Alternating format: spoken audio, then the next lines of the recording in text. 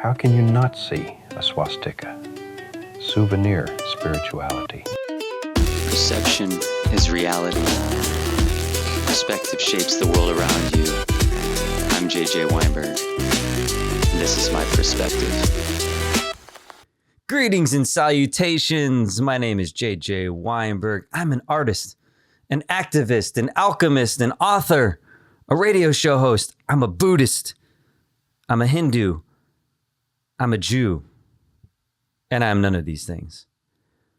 Boy, this is going to be a great episode. And all of that is super relevant. And you've heard me say it so many times before. Many of those exact things. Exact things. Gandhi once said, I am a Christian and a Hindu and a Muslim and a Jew, or I am none of these things. And we're talking about framing. What does the framing mean? We're going to talk about that and souvenir spirituality here on Perspective. But first, I want to thank the underwriters for the show, Voga, Barnes, and Denny. I wouldn't be here without them. And of course, everyone at WVLP. Welcome back to Perspective. I'm JJ Weinberg. Friend of mine, columnist at the NWI Times, Jerry Davich, he posted something this week on his Facebook, and it immediately caught my attention. He was standing outside this building downtown in Valparaiso, Indiana, films a short little video through the window. And I've walked by this building before many times with my dog, Francis. In fact, I remember walking by it like a couple of years ago, whenever, and I had this exact same reaction that I have now. But Jerry, he reads the sign that's in the window as he's shooting this video. And he says, the symbol inlaid in the floor, he's reading the sign, the symbol inlaid in the floor, circa 1895, represents well-being and good luck. We at Valpo First present the symbol as a gesture of both meanings to all who pass. And then Jerry wrote this in the body of his post. I've never stopped to read this sign on the window at this building in downtown Valpo, which prompts passersby to look more closely at the symbol inlaid on its floor. Look for my column soon on the broader issue at NWI.com. And so Jerry's going to be writing a column on this. Look out for it. It's it might be out now. I don't know by the time you're hearing this. Who knows? But before we go any further, we have to establish something. First of all, we're talking. We're not seeing things visually, so you don't know the post. What you see when you look into this room, walking in downtown Valparaiso, is a mosaic floor with a bunch of swastikas on it. That's what it is, unequivocally. There are going to be some people who take exception to me saying that it's a bunch of swastikas, but it 100%, without a shadow of a doubt, there's no argument that they're swastikas. Their meaning, however, can be something different, but we'll get into this. But listen, I know the history. I'm very fond of Buddhism and Hinduism. I've researched both. Arjuna and the Vedas. I think about Indra's net. I mean, I talk about this stuff in my book, Serendipity According to Francis, in 2022. The Buddhist philosophy, it's informed so much of my thinking and my spirituality. So I know the symbol predates Nazi Germany. But the word swastika, again, I said people will take exception to me saying it's a floor full of swastikas. It is a floor full of swastikas. The word itself comes from the Sanskrit, and it roughly translates to conducive to well-being, good fortune, right? So this is where their sign is attributing to that. The term existed for centuries before Hitler was born. Scholars, archaeologists, historians, and even Western newspapers in the late 1800s and early 1900s, they referred to the symbol as a swastika long before the Nazis steal it. So the Nazis didn't invent the word swastika. They inherited it, or stole it rather, like I said. In Germany, however, the Nazi emblem under Hitler's reign of terror was often called, I've got to get this pronunciation right, Hakenkreuz, I think is how you say it, Hakenkreuz, which means hooked cross. So the irony is that when people say it's not a swastika, it's a Hindu symbol, that's not historically accurate. It is a swastika. It was already called a swastika in India long before Hitler. So the real distinction isn't the name. The distinction is the context and the meaning attached to the symbol, and that's what we're talking about. That's all we're trying to sort out. Which context is dominant in the West in a commercial property in Northwest Indiana?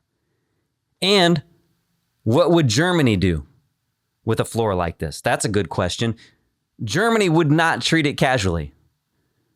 German law bans public use of symbols of unconstitutional organizations, especially, Nazi symbols. It allows for exceptions in art, science, research, all that type of stuff, and religious use, of course. A Hindu, Buddhist, or Jain temple using this symbol religiously is one thing, but a public-facing commercial floor is something altogether different. And Germany wouldn't look at a room full of swastika-like symbols. These are facing to the left, not the traditional hooked cross version that face to the right. But they wouldn't look at it in a public business and say, well, there's a little paper sign in the window. Good enough. They would ask, what's the context? What's the purpose? And is this clearly historical, educational, religious? And if the answer is simply, well, it's decorative, good luck, flooring in an insurance office, that probably wouldn't pass. And it probably wouldn't survive the smell test. So the left-facing argument doesn't save it either. Germany has treated mirrored or any kind of variant forms as potentially equivalent when they imitate banned Nazi symbols. Again, depending on context.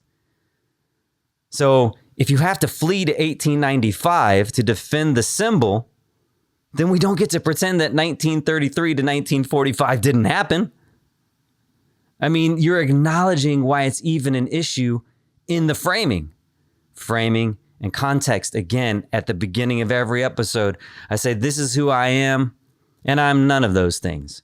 Because I don't want to get trapped. I want to make sure I am the author of my experience and who I am. Like Viktor Frankl says, a human being is a deciding being.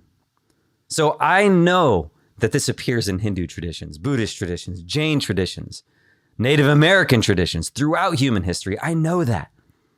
Most people discussing it on Jerry's post, they seem to know that, but it's remarkable how selective our time machines have become. We're told that we have to travel back to 1895 to understand the symbol. We must understand its ancient origins. We must understand its cultural context. We must understand what it meant before the Nazis. We must understand the nuance. Fine. I love nuance. Then let's understand 1895. Let's understand Valparaiso. Let's understand Indiana itself in 1895, let alone now. Let's understand who was welcome and who wasn't. Let's understand what a sundown town was. Let's understand why the Green Book became necessary. All of a sudden, the Facebook historians become very eager to change the subject. It's the funny thing about nostalgia. It usually remembers the wallpaper and the design and forgets the people who weren't allowed in the house. Some people want a return ticket to the past whenever a symbol needs defending, but the minute you start talking about the actual conditions of that past, they suddenly miss the train. And that's when you hear the argument, when will you get over it? Stop with the wokeism.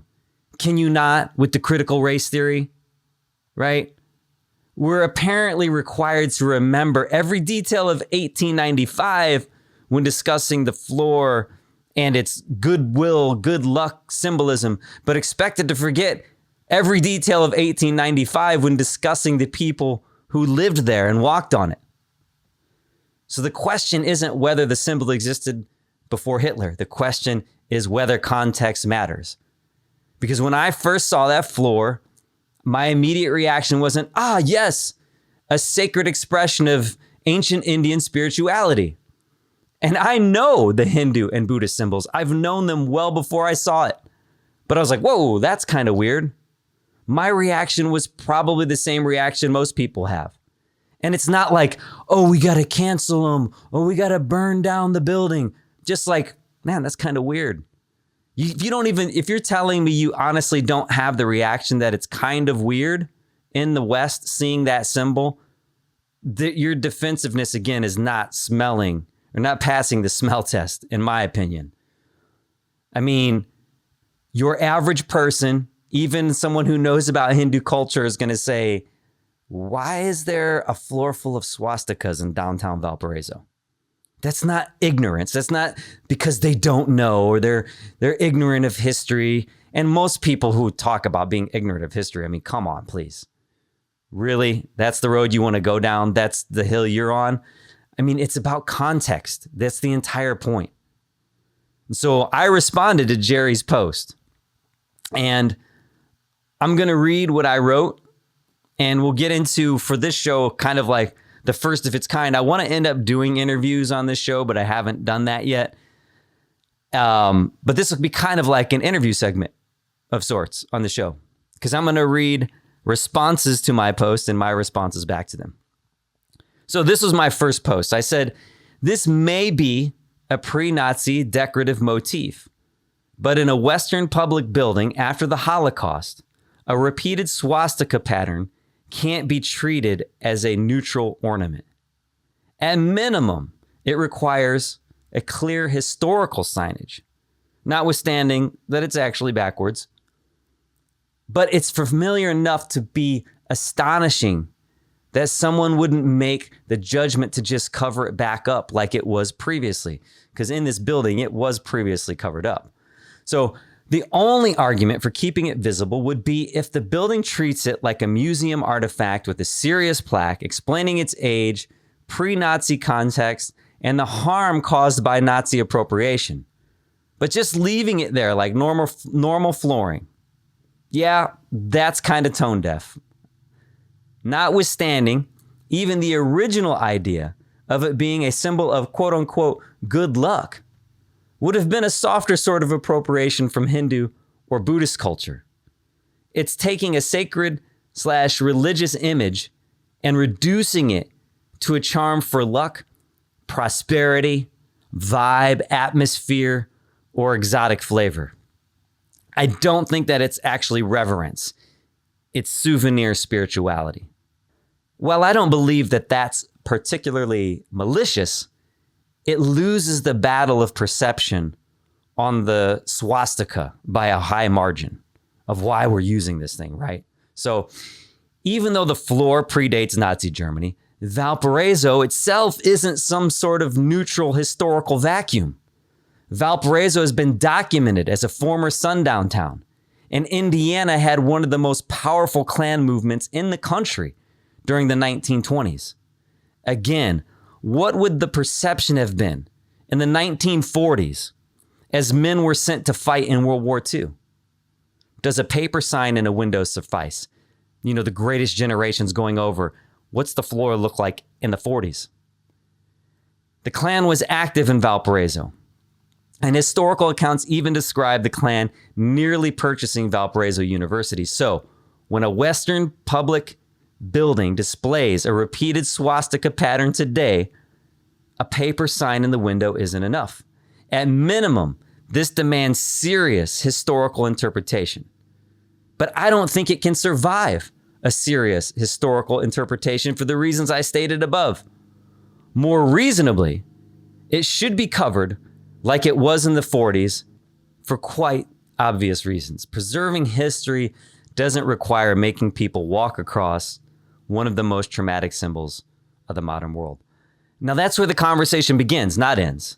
It begins because Immediately, people start doing something fascinating. They start trying to move us again backwards in time, not forwards, but they want to transport us back to 1895, as the sign says. They want to say, no, no, no, no, no, no. You have to understand what this symbol meant before the Nazis. And I understand that impulse because notwithstanding the past, I know what it means to entire civilizations to this day, what the symbol represents. But if we're going to travel back in time, let's actually do it. Let's not cherry pick the parts we like. Let's not create a convenient, anachronistic fairy tale version of history. Let's actually go there. The sign says 1895.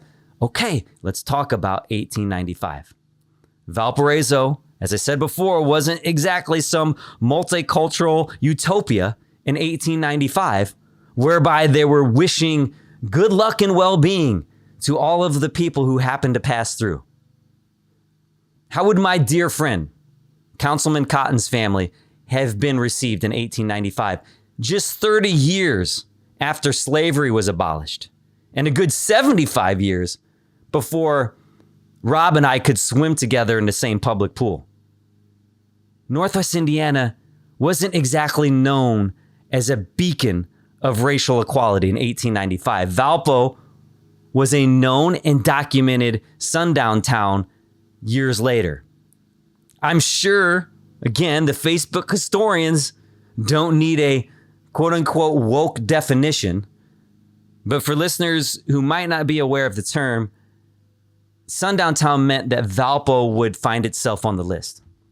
A place where Black Americans understood that there were certain places that they shouldn't be after dark, lest they risked severe beatings or lynchings. So the Green Book, it didn't yet exist in 1895, but of course the conditions for it did. They probably were even worse. Eventually it would become necessary for the Green Book to exist because Black Americans needed a literal travel guide telling them where they could safely eat, sleep, buy gas, or just simply exist without being harassed, threatened, and of course, much worse, like I said. So that's the question. When we're talking about 1895, who exactly was receiving all of this good luck? Who was the well-being for?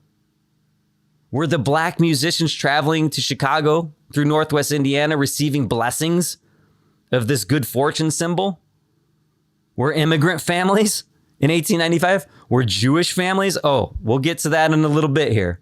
Were Native Americans? Were they getting that good? It's remarkable how many people discover a profound respect for Native Americans at the moment, the exact moment that Native Americans become useful to an argument that they're already planning to make.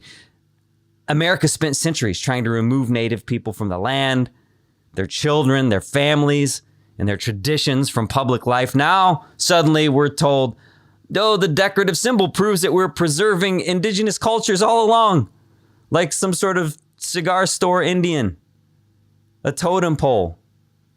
It's so convenient that it should be sold in a gift shop. If we're really going to invoke 1895 as the standard, then we have to be honest about 1895. Native Americans certainly weren't receiving the blessings of this supposed good luck symbol.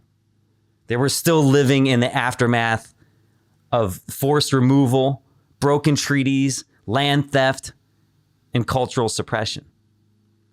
It's curious how people want us to remember the symbol's history, but forget the history of the people who were actually alive when the symbol was being laid into the floor. So apparently, the good fortune was more widely distributed in the story than it was in reality. That's what I'm talking about. Were they experiencing the same hospitality that the sign in the window now invites us to imagine? And I'm not against this thing to that degree. It's like, it's a question. It's a question.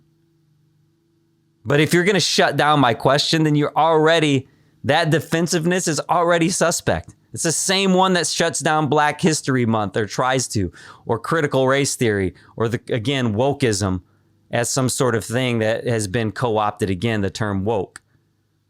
The Green Book. Who is David Walker? Who is John Brown? You can't ask those questions. The thing that drives me crazy about these conversations is that's exactly it. We can't ask the questions. And then suddenly these people become historians when it comes to defending a symbol. But the moment you start talking about the actual social conditions of the period, suddenly you're being woke. Suddenly that's critical race theory. Suddenly you're supposed to just let it go. When are you going to stop being a victim? When's the victim mentality going to stop? You're having a victim mentality about a symbol. It's ridiculous. The inconsistency, it just jumps at me. You want me to go backwards in time for the symbol. You want me to understand the historical context of the symbol. You want me to understand its ancient meanings. You want me to understand what it meant before the Nazis. I already do, and that's fine. But then let's use that same historical standard everywhere. Let's talk about what Valparaiso was. Let's talk about how Indiana was and the presence of the Klan in Indiana. Let's talk about race. Let's talk about exclusion. Let's talk about who was welcome and who wasn't. Let's talk about anti-Semitism and slurs, because it will come up here, I promise you. And history doesn't work like a buffet where you only take the parts that support your argument. You don't get to tell me that I have to understand 1895 when we're discussing the floor, and then tell me to stop talking about 1895 when we're discussing the people who lived through it. That's not history. That's some sort of public relations via a Xerox paper in the window. And what fascinates me is that the conversation, it just isn't even about the floor. It's about memory. It's about which parts of history we're willing to revisit and which parts we're desperate to forget. Symbols, perception. It's about perspective. It's about context. And maybe most importantly, it's about who gets to decide what a symbol means after history gets a hold of it. So what interested me were the reactions again in the comments, the defenses, the outrage, the assumptions, and yes, even the anti-Semitism that all of us are told to believe. We're silly. We're silly to even think that it's somehow reflected in this floor. Stop being so sensitive. Stop being such a victim. Stop being such a victim. There's no such thing. Well, until you get to these comments. Interesting. Don't believe it's there. It's not there. And then here's this. But before we get to some of the more nasty ones, there were some good conversations too, some back and forths. So here's where our interview sections begin. I'm going to start with the first comment that I got. And it says, well, I can't read it exactly because it has a swear word in it here. So F Buddhism, because the Nazis stole a symbol of theirs. That's a disgusting thing to say. So you heard what I wrote in my comment. I would just ask you to pause. What I wrote in my comment, does it anywhere nearly sound like I'm saying F Buddhism because the Nazis stole a symbol? And that's me saying something disgusting? What I said was saying something disgusting? I just can't even process how you think that this was a lucid thing that I said, and then you say it's disgusting. And then one comment later, I don't have it in the list here, but I'm just remembering it now. A guy said, this sounds a lot like it was written by AI, which is funny, right? Because if it was written by AI, then you would assume it would have some sort of historical veracity, that it would have to be somewhat true to some capacity, right? Even if it was. And secondly, if it was, would it be something disgusting? Would the AI say something? The AI is known to kind of try and water things down or whatever it might be. So anyway, my response back to this. So F Buddhism, because Nazis stole a symbol of theirs. What a disgusting thing to say is, you seem to be arguing with something I've never said. Nobody's saying F Buddhism, Hinduism, or Jainism. Those traditions have every right to use their own religious symbols in their own religious and cultural contexts. I'm deeply influenced by Arjuna and Siddhartha Gautama. I'm wondering if you or the institution, that being the insurance company, has knowledge of either one. Arjuna or Siddhartha or Buddhism, your response would lead me to believe you likely don't. My point is that context matters. A swastika in a Hindu temple means something different than a swastika in an insurance office in Valparaiso, Indiana. A crucifix in a church means something different than a burning cross on someone's lawn. The symbol may be similar, but the context changes the message.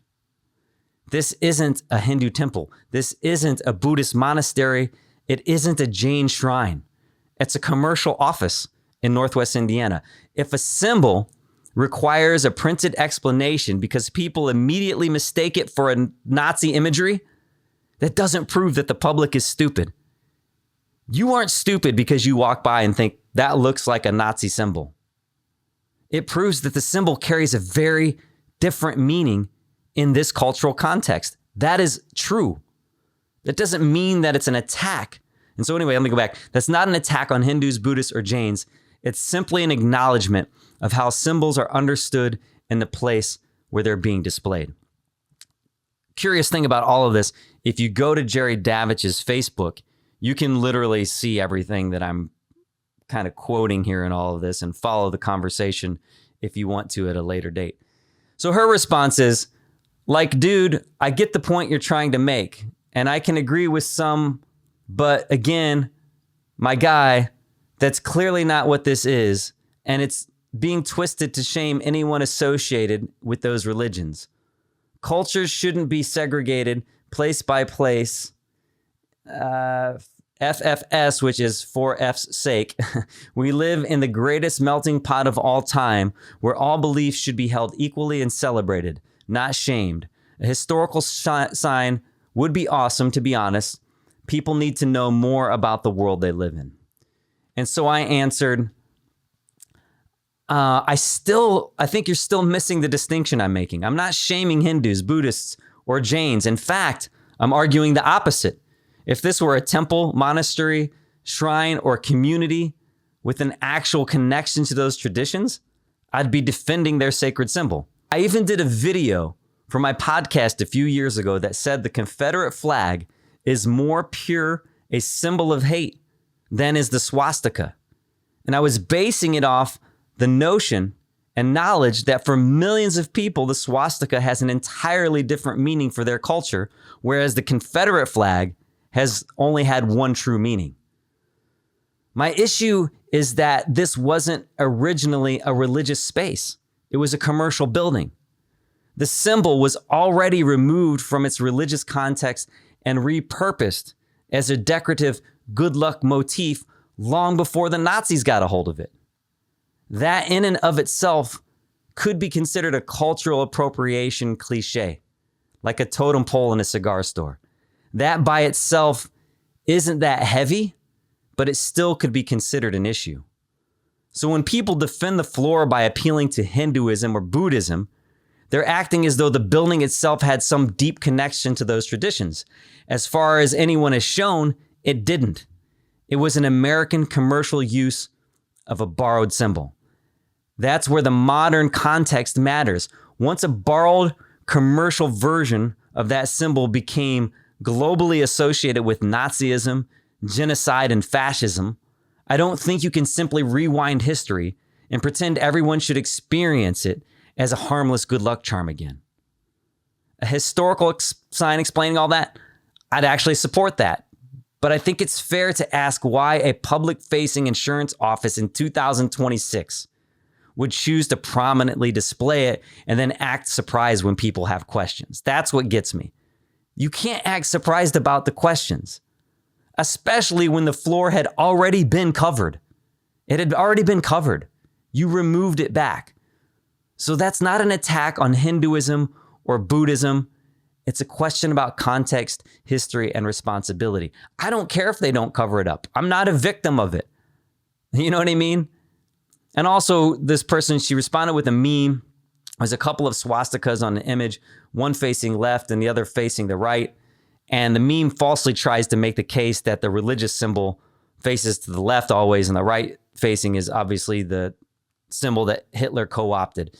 And I responded, what's funny is that you seem to think this is a gotcha, but it actually demonstrates that you don't understand my argument and likely the cultures for which you're attempting to advocate. Cultures that have had a profound impact on my life, as I said in the other response. Hinduism, Buddhism, they're a big part of my search, right? So first, that graphic is an oversimplification. Both left-facing and right-facing swastika forms have existed across different Hindu, Buddhist, Jain, and historical contexts for centuries. The real history is far more complicated than a meme with two pictures. Second, I've never argued that the symbol originated with the Nazis. I already know it didn't. Most people discussing this know that it didn't. The question isn't where the symbol originated. The question is its perceived context. This isn't a Buddhist temple. This isn't a Hindu shrine. It isn't a Jain religious site. It's an insurance office in Valparaiso, Indiana. I've said it multiple times. If the first thing that people see is a floor full of swastika motifs and a paper explanation in the window telling them not to think what they're thinking, then that's already proven the point. The symbol is communicating something different in this context than it would in a religious setting. Nobody's attacking Buddhists, Hindus, or Jains. In fact, it's ironic that you're lecturing me about traditions that you don't appear to practice or study yourself. You're trying to win an argument about symbolism by posting a simplified internet graphic instead of engaging with the actual point being made. The issue isn't the history of the symbol. The issue is the context in which it's being displayed. So then enters another commentator, Ryan. Ryan says, of course, a Weinberg, with Weinberg in quotes. Here we go. I left that pause on purpose. Could you figure it out in that little pause? Of course, a quote unquote Weinberg. Here it comes. So I said, care to elaborate? And then he responds, you know exactly what that means, Jew. There it is. I've talked about this on previous episodes when we talked about the idea of Zionism. And again, we're talking about symbols. So the same people I think who would talk about what does Zionism mean are now defending a swastika. It's like, do you not realize that, yes, these things mean different things to different people in different cultures? We talked about that in those episodes. And we talked about how even the word itself, Jew, which is a person can be a Jew, but the inflection and the tone takes it to a different level. And we don't even need the inflection. On a Facebook post, we hear what's being said. You know exactly what that means, Jew. I responded, thanks for making it clear and for making the point. I just wanted to make sure you didn't hide your anti-Semitism behind ambiguity. He responded, J.J. Weinberg, oy vey, the Goyim is anti-Semite. If you don't like our freedoms here, stop manipulating public discourse and go live in Israel. The American people don't care about your labels anymore, Jew. Interesting. Where are all the commentators who are saying that this floor doesn't have anything to do with anything remotely close to anti-Semitism? It couldn't even possibly inflame any of that here in the Western civilization. Couldn't mean that. Where are they at? Where are they at on this stream of comments in the post? When I'm being Jew. The American people don't care about your labels anymore, Jew. Another Andrew shows up. He says, shut up, dumb A. I can't say it here on the radio. Nobody's going to read all that. LMAO. Sorry that you don't read. A different Andrew shows up. He says, or maybe we need to stop listening to people of one particular group on how we should handle one other particular group. I'll leave the pauses for you to think about it. What is he saying there? So I said, can you be more specific? He says, I think it's pretty clear. A minority should not make choices for the majority. it's getting a little bit more clear, but I still wanted him to kind of really put it out there. So I said, definitely still not clear. I'm just asking for clarity. Are you talking about the Hindu minority in Valparaiso? Or are you talking about the Nazi sympathetic minority in Valparaiso? Are you talking about the Jain minority in Valparaiso? And which majority would they be making choices for? He says, I'm talking about you. You are the one person who is uninformed on the etymology of the symbol you're complaining about. You should not be able to tell groups of people what they can do. So I responded, it's always amusing when someone tries to sound smarter than they are. I'm sorry. Sometimes they go low, I go low too. Not super low. I don't go lower. I just kind of come down to it, even though Mark Twain tells us never to argue with a fool because he'll bring us down to his level and beat us with experience. But anyway, I digress.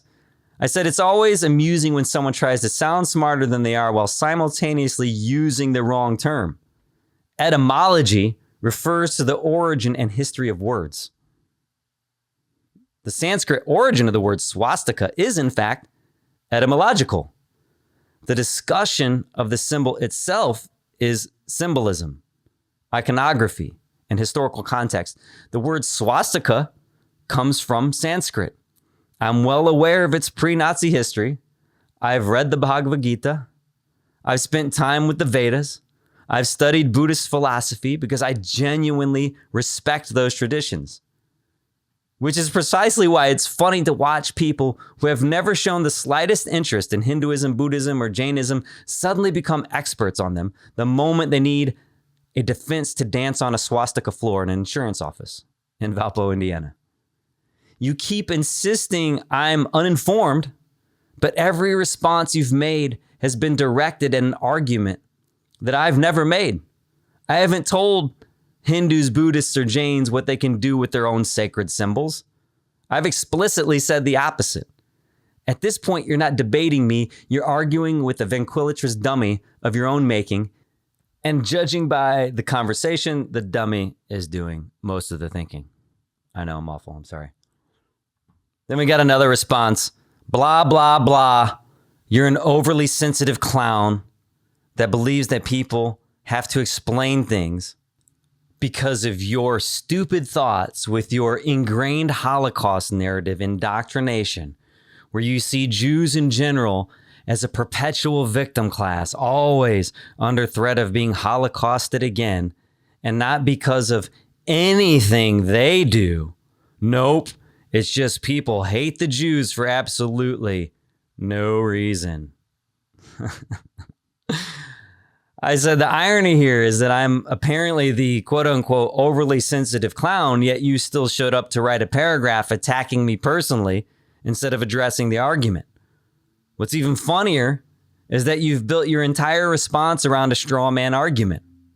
I never said Hindus, Buddhists, or Jains were the problem. I explicitly defend their sacred symbol. I explicitly acknowledge its history predates Nazism. I never said the floor was installed by Nazis. I said the exact opposite. So congratulations, you successfully defeated an argument that nobody made. You mentioned my quote-unquote Holocaust narrative indoctrination, but the only thing you've demonstrated is that you don't know the difference between responding to an argument and inventing one. That's not a counter-argument. That's a logical fallacy with a Facebook account. But I would ask the quote-unquote greatest generation how they felt about it in the 1940s. They certainly didn't cross an ocean, storm beaches, and bury friends in foreign soil because they were confused about what that symbol came to represent in the modern Western world. And that's what I'm getting at. Get away from your goofy victim Jew mentality that you think that I have, okay? I'm not reading now, I'm riffing. Get away from that. Like, are you trying to tell me that the greatest generation, as we call them, that they would have looked at this and thought it was okay? Like, oh yeah, cool, it's all good now because we know what it meant in 1895. No. So back to the post. Beyond any of your concerns that I'm quote unquote overly sensitive, that millions of people died under that banner, the greatest generation, they understood context. And apparently that's the part that bothers you. The question isn't whether the symbol once had other meanings. I've acknowledged that repeatedly. The question is whether context matters. And if asking questions about a room full of swastikas in Northwest Indiana is offensive to you, then I don't think I'm the sensitive one in this conversation. Then we have Ray. Ray enters and he says, J.J. Weinberg, so if someone does something bad with an item or a symbol that a person holds dear to them, they have to abandon it? That's what a weak person would do. Whoever is offended, that's their own problem. I give him the middle finger emoji, not because I really want to give him the middle finger, but I'm trying to make a point. I give him the middle finger emoji and I say, if you're offended by a symbol, that's your problem, not mine. Historically, the middle finger wasn't always offensive. Yet everyone understands the message it's intended to send now. Meaning doesn't exist only in the mind of the person displaying a symbol. Meaning also exists in the mind of the people receiving it. Nobody is saying Hindus have to abandon the swastika. I'm saying context matters. A swastika in a Hindu temple means one thing.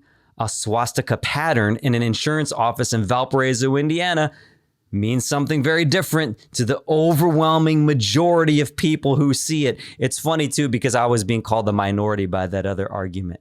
But it's like the overwhelming majority of people who see it look at it in this manner. Communication is about context, not just intent.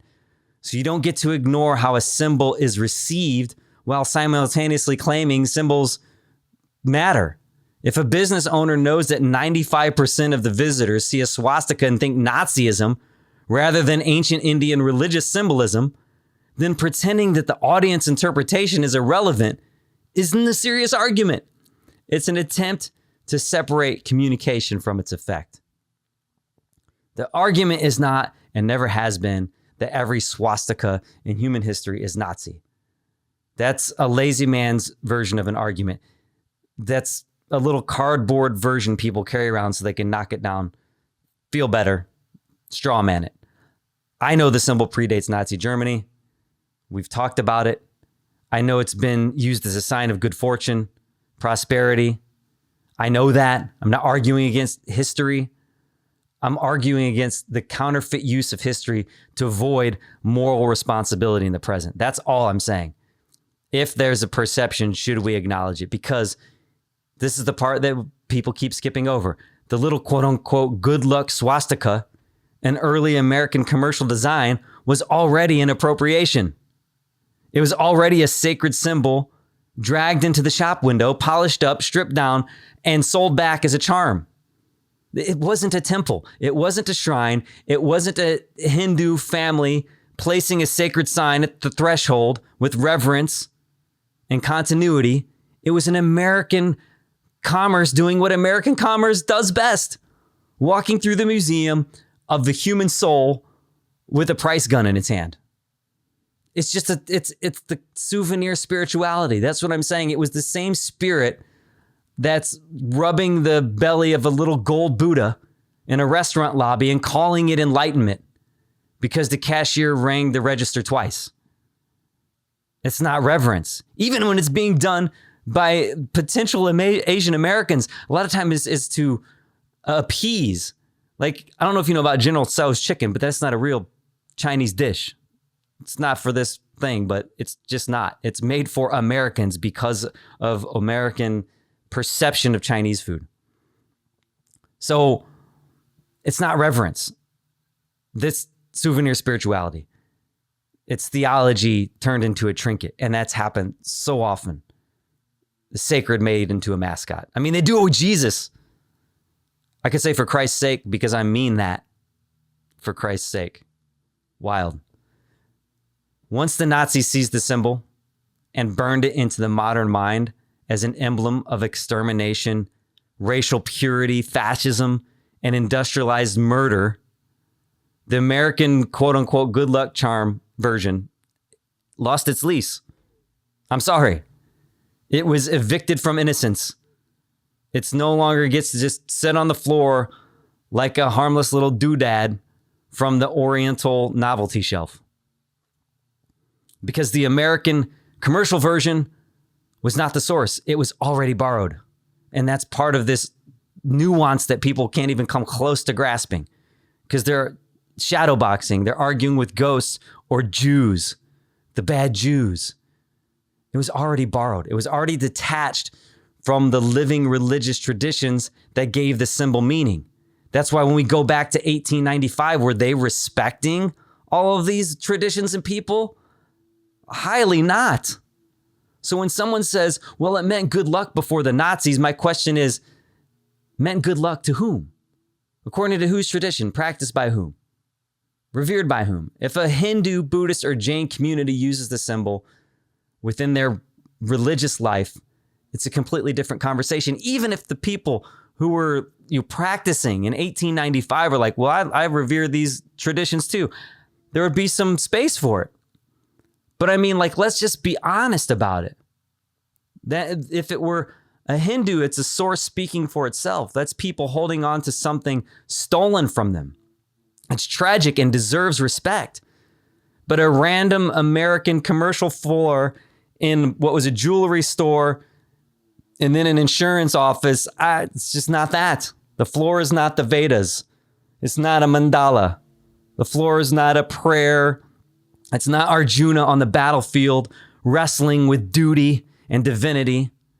It's not the Eightfold Path, okay? The floor is not a living religious tradition asking to be understood on its own terms. The floor is American commerce saying, here's a symbol we borrowed because it looked lucky and people talked about it being good fortune and luck. Cool, whatever. Not super malicious. But after 1945, that excuse is morally bankrupt. You don't get to borrow a sacred symbol, strip it down to good luck logo. Here it is. Then when the Nazis turn it into the most infamous hate symbol on earth, say, no. We just want to return to our earlier, lighter, more whimsical appropriation.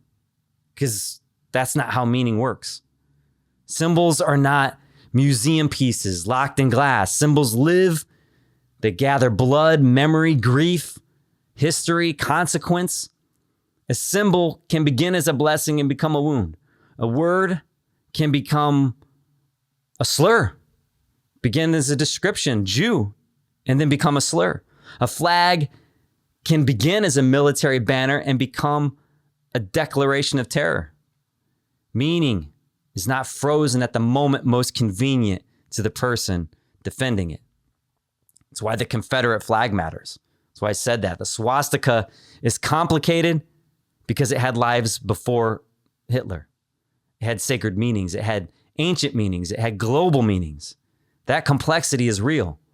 When I talk about the Confederate flag in my video, I'm saying that Confederate flag, it doesn't have that excuse. Confederate flag was born from the secession in defense of slavery.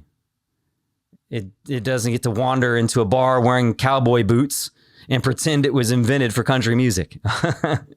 It doesn't get to say this is heritage, not hate, when the heritage was hate written in legal stationery. That's the Confederate flag. So in one sense, the swastika has a deeper and more complicated history than the Confederate flag even does. So the sacred version of the swastika belongs to the cultures and religions that carried it with reverence. The Nazi version belongs to atrocity. And the American, quote unquote, good luck version sits awkwardly in the middle, like a salesman who stole a priest's robe and then acted shocked when another thief used it for murder. So when people say it's left facing or it's green or it's not tilted or it meant good fortune, I say, fine, put that in the record.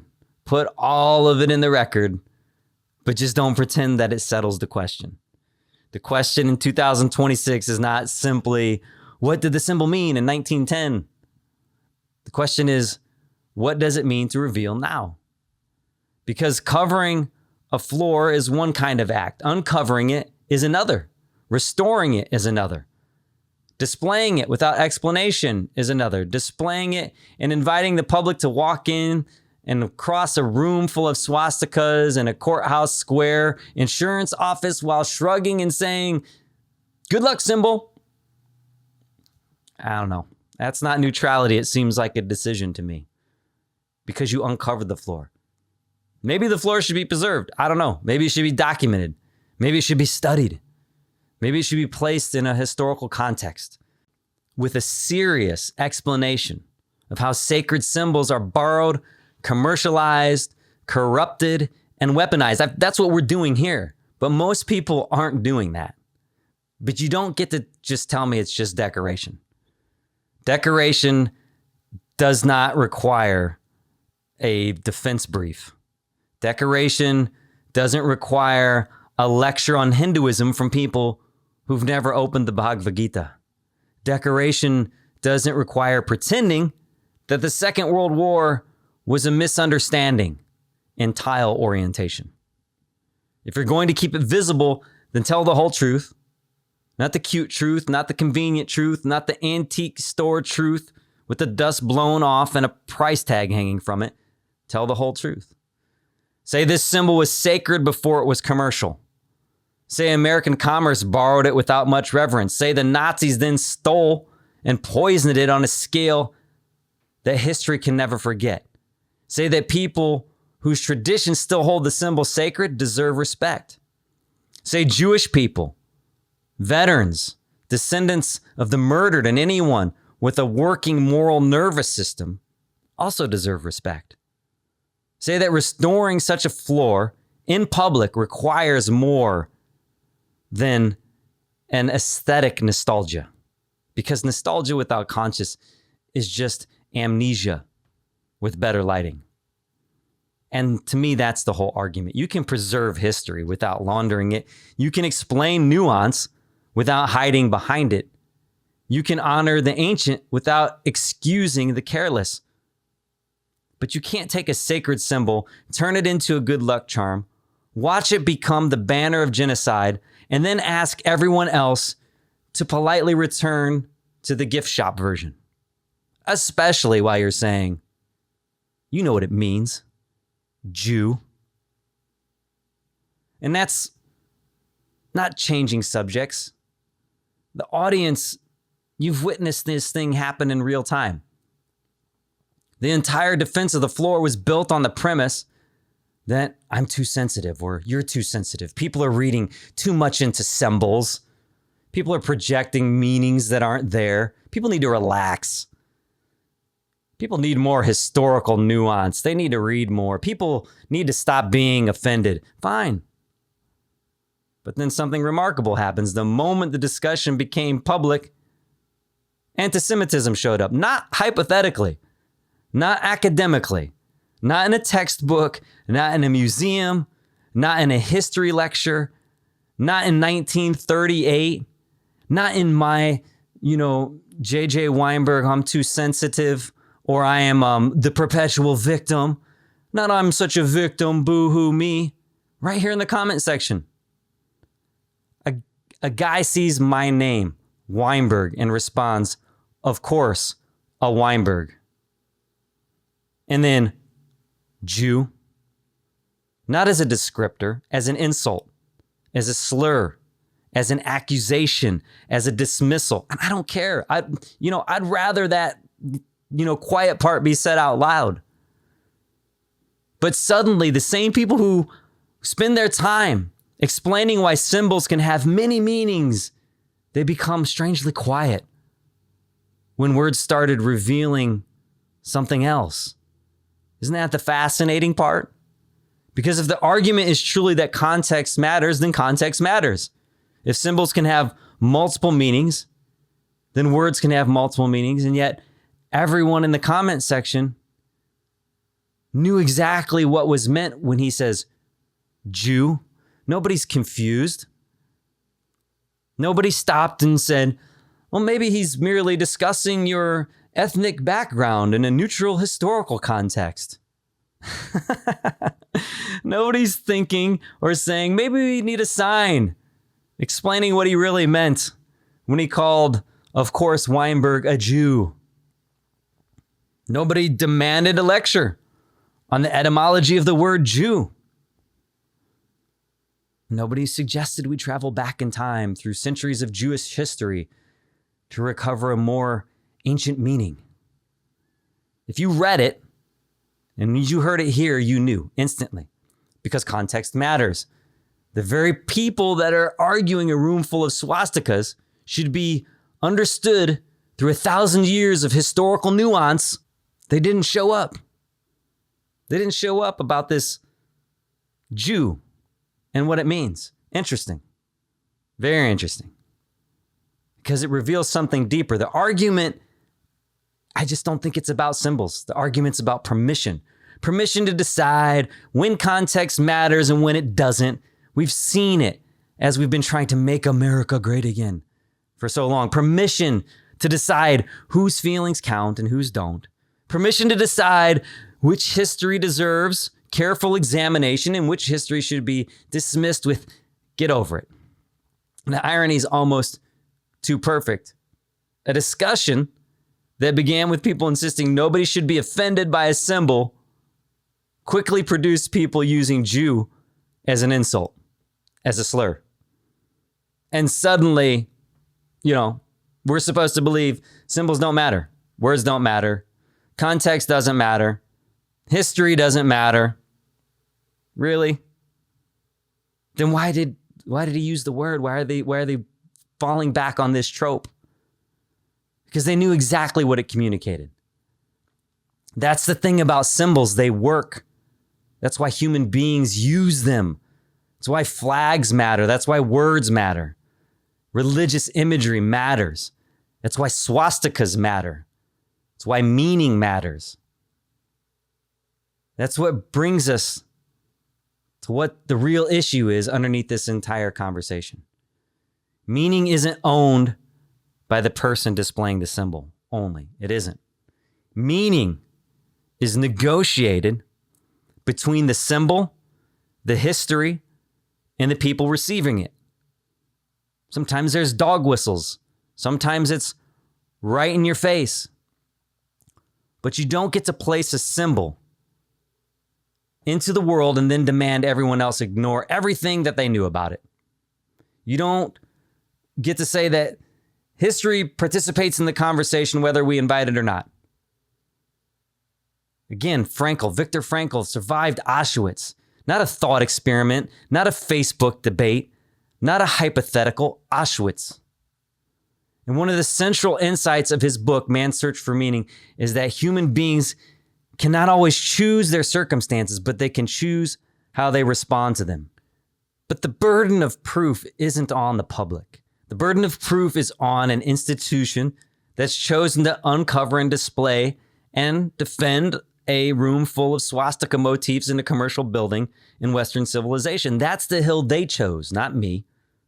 The average person walking down Lincoln Way isn't required to possess a graduate level understanding of Sanskrit, Hindu iconography, Buddhist philosophy, Jain symbolism, German legal history, and the early 20th century decorative architecture before they're allowed to have a reaction.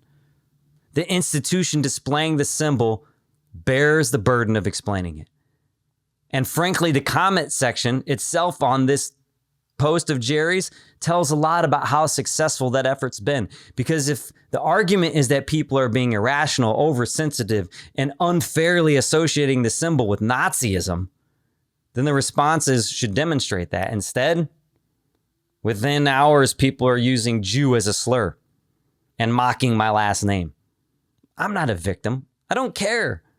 But it's like you can't rationally say you're going to die on that hill, that it's unfair that it's being associated with the Nazis.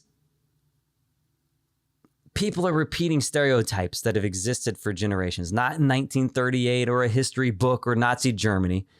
Right here in the Facebook comment section, Northwest Indiana, 2026. I'm the victim. I don't care. People are free to reveal themselves. I'd prefer it. But if a discussion about a swastika floor immediately produces anti-Semitic slurs, then perhaps the public's reaction to the symbol isn't quite as irrational as we've been told. Perhaps the context isn't quite as disconnected as some would like to believe. I'm saying the burden of proving its innocence in this context rests on the people displaying it. And judging by the conversation, I don't think that burden's been met. How can you not see a swastika. Souvenir spirituality. Perception is reality. Perspective shapes the world around you. I'm JJ Weinberg, and this is my perspective.